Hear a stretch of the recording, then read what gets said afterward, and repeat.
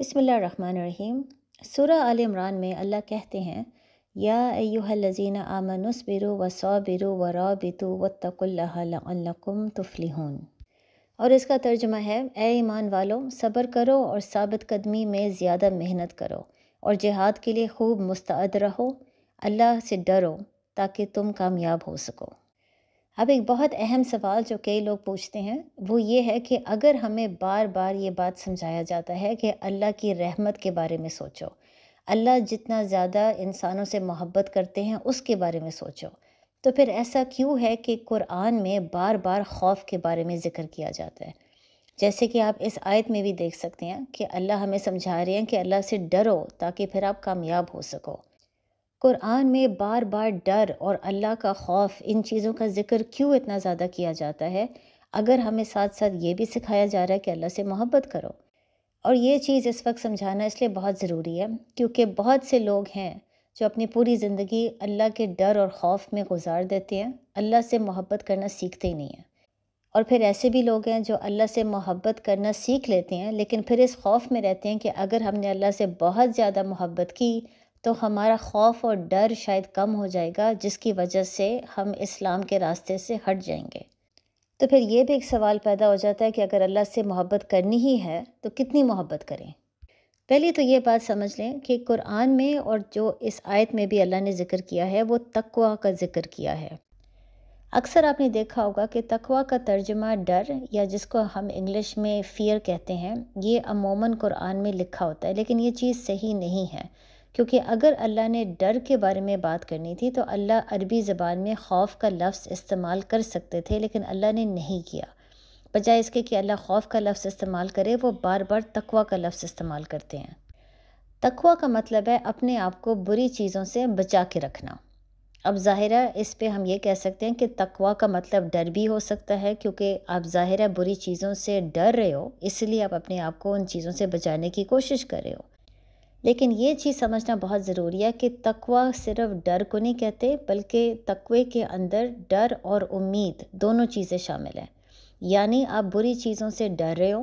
لیکن پھر آپ اپنے آپ کو بچانے کی کوشش کرتے ہو اس امید میں کہ آپ اپنے آپ کو بچا لو گے، آپ کی زندگی بہتر ہو جائے گی اور اللہ آپ کی محنت اور آپ کی کوشش کو قبول کرے گا۔ اگر ایک انسان کے اندر صرف خوف اور ڈر ہے لیکن امید نہیں ہے، اس کو آپ تقویٰ نہیں کہہ سکتے، کیونکہ اس کا یہ مطلب ہے کہ وہ بری چیزوں سے گھبراتا ہے، ڈرتا ہے، لیکن اپنے آپ کو بچانے کی کوشش نہیں کرتا۔ اس کو امید ہی نہیں ہے کہ وہ اپنے آپ کو بچا سکتا ہے۔ ایسا انسان پوری زندگی ڈپریشن میں گزار دیتا ہے، یہ سوچ کے کہ میں جو مرضی کر لوں اپنے آپ کو بری چیزوں سے بچا ہی نہیں سکتا۔ اسی طرح اگر ایک انسان کے اندر بہت امید ہے اور خوف ڈر نہیں ہے، اس کو بھی آپ تقویٰ نہیں کہتے، کیونکہ پھر ایسا انسان اپنے آپ کو بچانے کی کوشش نہیں کرے گا۔ ہمیشہ وہ یہی سوچے گا کہ جو چیز بھی میں کروں گا، جو بھی میں فیصلہ کروں گا وہ ٹھیک ہی ہوگا، تو بچنے کی ضرورت ہی کوئی نہیں ہے۔ ایسا انسان پھر کیئرفل نہیں رہتا، آنکھیں کھول کے نہیں رہتا، بلکہ کیئر فری زندگی گزارتا ہے، اور اس کو بھی آپ تقویٰ نہیں کہہ سکتے۔ اس لیے تقویٰ کا مطلب ہے خوف اور امید دونوں کا ایک بیلنس ہونا، یہ چیز بہت ضروری ہے۔ اللہ کو ناراض کرنے کا ڈر اور ساتھ یہ امید کہ جو آپ محنت کر رہے ہو بری چیزوں سے بچنے کے لیے، اس سے آپ واقعی بچ جاؤ گے اور اللہ آپ کی محنت کو قبول بھی کرے گا۔ اور یہی بات اللہ ہمیں اس آیت میں سمجھا رہے ہیں کہ جس انسان کے پاس تقویٰ ہوگا وہ یقیناً کامیاب ہوگا۔ اس کے اندر ایک امید ہے کہ میں جتنی محنت اور کوشش کروں گا آخر کار اللہ قبول بھی کرے گا اور اللہ مجھے مزید ہدایت دے گا تاکہ میں بری چیزوں سے بچ سکوں۔ اب ساتھ ہی دوسرے سوال کو بھی ایڈریس کرنا بہت ضروری ہے کہ کیا ایسا ہو سکتا ہے کہ ہم اللہ سے اتنی زیادہ محبت کریں کہ ہم اللہ سے ڈرنا بھول جائیں؟ اس کا صاف جواب ہے نہیں، یہ ممکن ہی نہیں ہے۔ یہ ضرور ہو سکتا ہے کہ انسان کے اندر امید اتنی زیادہ آ جائے کہ اللہ میری ہر چیز پہ مجھے معاف کر دے گا کہ وہ اللہ سے ڈرنا چھوڑ دے، جیسے کہ ابھی میں نے آپ کو مثال دی ہے۔ لیکن یہ نہیں ہو سکتا کہ ایک انسان اللہ سے محبت اتنی زیادہ کرے کہ وہ اللہ سے ڈرنا بھول جائیں۔ اس لیے کیونکہ اللہ سے محبت کرنے کا مطلب ہے آپ نے اپنی تمام خواہشات سرنڈر کر لی ہیں۔ آپ وہی کام کریں گے جو اللہ کو پسند ہے، آپ انہی چیزوں سے دور رہیں گے جو اللہ کو نہیں پسند، اور آپ اللہ کے حکم کے مطابق ہمیشہ چلنے کی کوشش کریں گے۔ تو اللہ سے محبت کرنے کا مطلب ہے کہ آپ کے اندر ایک سینس آف ڈائریکشن آ جاتی ہے، آپ کو سمجھ آ جاتی ہے کہ آپ نے کس ڈائریکشن میں چلنا ہے، اور پھر آپ اپنی تمام محنت، تمام جہاد اس ڈائریکشن میں کرو گے تاکہ آپ آہستہ آہستہ مزید اللہ کے قریب ہو سکو۔ تو جہاں پر اللہ کی محبت آپ کو ایک سینس آف ڈائریکشن دے دیتی ہے،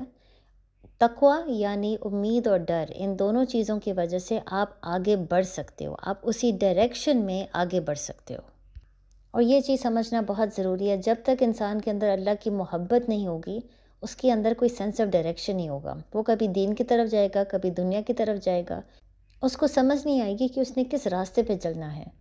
اور یہی وجہ ہے کہ آج کل کے زمانے میں بہت سے مسلمان ہیں جو اس چیز کی شکایت کرتے ہیں کہ کبھی کبھی تو ہم 5 وقت کی نماز بہت آسانی سے پڑھ لیتے ہیں، اور کبھی کبھی ایک نماز بھی نہیں پڑھ سکتے، کبھی ہم بہت سے گھنٹے تفسیر پڑھتے ہیں، کبھی 5 منٹ تفسیر پڑھنا بھی ہمارے لیے مشکل ہو جاتا ہے، کبھی ہم اللہ کے لیے جہاد بہت زیادہ کرنا چاہتے ہیں، اور کبھی ہم تھوڑی سی بھی جہاد کرنے سے گھبراتے ہیں۔ ان کے اندر ایک سینس آف ڈائریکشن نہیں ہوتا، کبھی وہ دین کبھی دنیا کی طرف جاتے ہیں، کیونکہ ان کے دلوں میں اللہ کی محبت نہیں ہے۔ اس کا یہ نہیں مطلب ان کے اندر تقوی نہیں ہے، خوف ہے، امید بھی ہے، لیکن محبت نہیں ہے، ایک سینس آف ڈائریکشن نہیں ہے کہ انہوں نے کس راستے پر چلنا ہے۔ تو پھر ظاہر ہے آخری سوال یہی ہے کہ اللہ سے محبت کیسے کی جائے؟ تفسیر کو اسٹڈی کیا کریں، کیونکہ تفسیر میں وہی رب جس کے آپ قریب جانا چاہتے ہیں، جس سے آپ محبت کرنا چاہتے ہیں، وہی رب آپ سے بات کرنے کی کوشش کر رہا ہے، وہی رب آپ کو سمجھانے کی کوشش کر رہا ہے کہ اس کو کیا پسند ہے اور کیا نہیں پسند، کہ اس نے آپ کو اس دنیا میں کیوں پیدا کیا، اور سب سے اہم بات یہ وہ آپ کو بار بار یہ پیغام دینے کی کوشش کرتا ہے کہ اللہ آپ سے محبت کرتا ہے۔